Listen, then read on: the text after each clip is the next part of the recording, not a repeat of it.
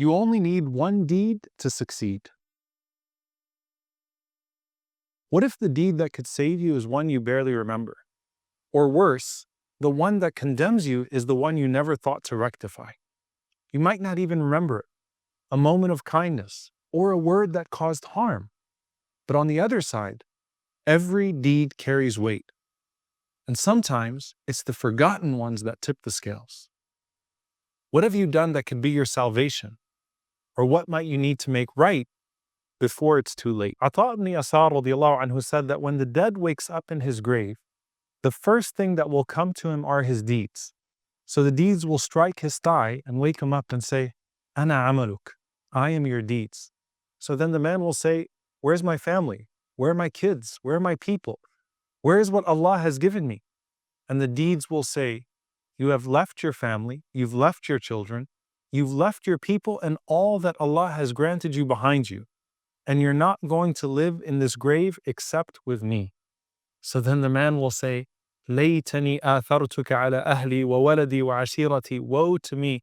I wish I would have preferred you over my family, my children, my people, and everything Allah granted me, since nothing will live with me now except for you. The Prophet ﷺ famously said, 3 things follow you to your grave: your wealth, your family, and your deeds. Your wealth and your family turned back, but your deeds stay with you. That's in regards to your worldly family. But you'll notice something else in the narrations about the Barzakh. Everyone else visits you and you visit them, but you only actually live with your deeds. The Prophet ﷺ said that when you see your deeds, you would already know from the look of them what type of news they bring you. So you're either awakened by some beautiful human form or a really ugly one, and that's based on how you made them. Our deeds are the most important thing we're going to send forward into the Barzakh. They protect you, they accompany you, they live with you, and in some cases, they save you. And when we hear about the punishment of the grave and the terrifying aspects, and then look at our life and our deeds, we may not feel like we measure up. A lot of people feel very disconnected and so far away from those actions that bring a person salvation. But like with everything else, it's important to focus on the fundamentals. So the Prophet ﷺ said, the most beloved deeds to Allah are the consistent ones, even if they're small. You don't realize, but every time you're making wudu for the sole purpose of pleasing Allah, those could be washing your future self from sins that would have otherwise incurred the punishment of the grave. And what you're going to notice when we get into the specific punishments of the grave is that they're usually bad habits that people have that accumulate into eventually becoming major sins. Also remember that the grave is a place for purification for some of the believers so that they don't have to be purified in the hereafter. And for others, it's a preview of what's worse and is yet to come. Now, many of us are familiar with the long hadith of Al-Isra wal-Mi'raj where the Prophet ﷺ mentions the specific deeds that bring about punishment for a person. There's also this long, beautiful narration that Ibn al-Qayyim rahimahullah said we should memorize, where the Prophet ﷺ goes through the specific things that save you in the grave. He says, sallallahu alaihi wasallam, I saw a thirsty man from my nation who was being turned away from every water basin.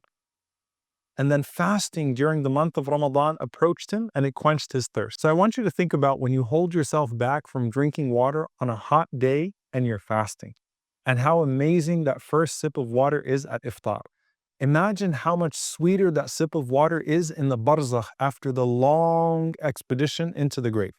Also, one of the things that the scholars mention of the wisdoms of this is that in Jannah, the Prophet ﷺ said, whoever drinks wine in this world will be forbidden from it in the hereafter. But you forbade yourself from wine here, so you get to drink it in Jannah. Now, likewise, in Barzakh, you forbade yourself from water here during your fasting, so Allah lets you have it there instead. He then says, sallallahu alaihi wasallam, and I saw a man from my ummah with darkness beneath him, while prophets were gathered in circles. Whenever he approached the circle, he was turned away. But then his ghusl, his bathing from a state of janaba, took him by the hand and sat him next to those circles. And this is the blessing of following the sunnah of the Prophet sallallahu alaihi wasallam, because who doesn't love a shower? But you find yourself in ease here and there just for following the sunnah of the Prophet sallallahu alaihi wasallam. But let's also realize that for some people, if it's cold and they live in a place where it's hard to get hot water, or it's hot and it's hard to get cold water, ghusl can be extremely difficult. But they immerse themselves in that water for the sake of Allah, so Allah immerses them in the circles of the prophets. Then the Prophet ﷺ says, I saw a man from my ummah and he was lost in darkness. Then his Hajj and his Umrah came and they pulled him into the light.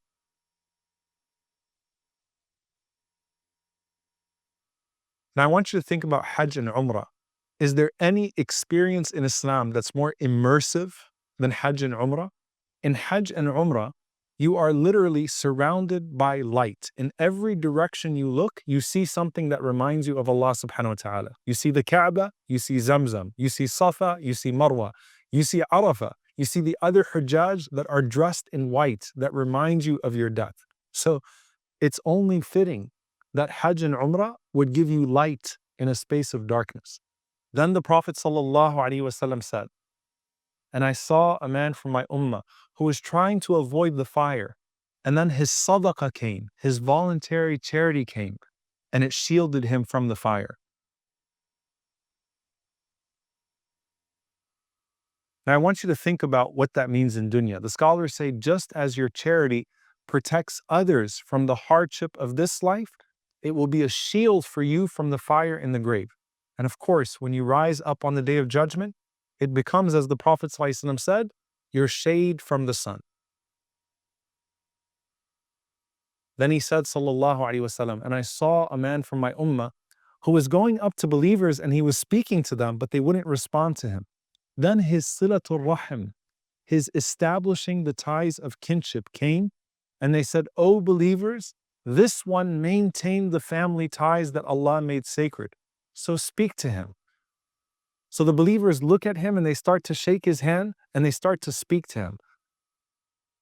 Now, subhanAllah, this one's so powerful because how many people abandon their family for their friends in this life? And now the believers are befriending you in the Barzakh because you maintained your family ties. So again, it's the complete opposite of what we're used to in this dunya. Then the Prophet ﷺ said, I saw a man from my ummah who was saved from the angels of punishment, and instead he joined with the angels of mercy because of the good which he used to command and the evil which he used to forbid. Now, when you do amr bil ma'ruf and nahi anil munkar, enjoining good and forbidding evil, what are you effectively doing? You're protecting the deen. You're safeguarding the sunnah. You're speaking out against the oppressors and protecting the oppressed. So Allah will reward you by sending you angels of mercy to protect you from angels of punishment. And then he said, sallallahu alaihi wasallam, I saw a man from my ummah kneeling before a curtain between him and Allah subhanahu wa ta'ala. And then his husn al-khuluq, his good character came, and it took him by the hand and it placed him before Allah. The closest person to Allah is the Prophet sallallahu alaihi wasallam. And the Prophet sallallahu alaihi wasallam said, the closest of you to me will be those of you who have the best character. And the hadith goes on to mention other manifestations of good deeds that save you later on in the journey. But here's the thing. Allah isn't just fair, He's merciful. He knows the deeds you wanted to do but couldn't, and the deeds you wish you could have done better. And He expands those deeds to unimaginable rewards. You know, I was speaking to a cousin of mine who lives in Gaza, and he was saying, we've never been allowed to go to Al-Aqsa, and it's right around the corner. Can you imagine, subhanAllah, the cruelty of that? And he said, and we've never been allowed to do Hajj or Umrah, and you people get to go from America. And he even said, you guys get to do da'wah, and we don't get to do da'wah because we don't have anyone to do da'wah to. And I'm like, you're doing the greatest da'wah just by being yourselves. But you know what? He said, we know that we are also murabitun. We are those who Allah subhanahu wa ta'ala has chosen to be the guards of Islam by refusing to give up this land. And I want you to think about this hadith from the Prophet sallallahu alaihi wasallam. He said, alayhi salatu wasalam, that every dead person's deeds are sealed at the time of death, except for the one who stands guard in the way of Allah subhanahu wa ta'ala. His good deeds continue to expand until the Day of Judgment, and he is protected from the fitna of the grave. SubhanAllah, think about this. He guarded the territory of Islam, so Allah guarded the territory of his good deeds. And Allah in His mercy will take your smallest good deed and increase it so long as you are sincere. But on the other hand, you may have some things to rectify before you can reach that bliss. Perhaps you had a minor sin that you took lightly, or there was a person that you hurt more than you thought you did, or there was a major sin that will wait for the intercession of the Prophet ﷺ on the Day of Judgment. But the hard work it takes to root these issues out with whatever few moments you have left on earth is so much less painful than having to try to deal with them once you get to the Barzakh.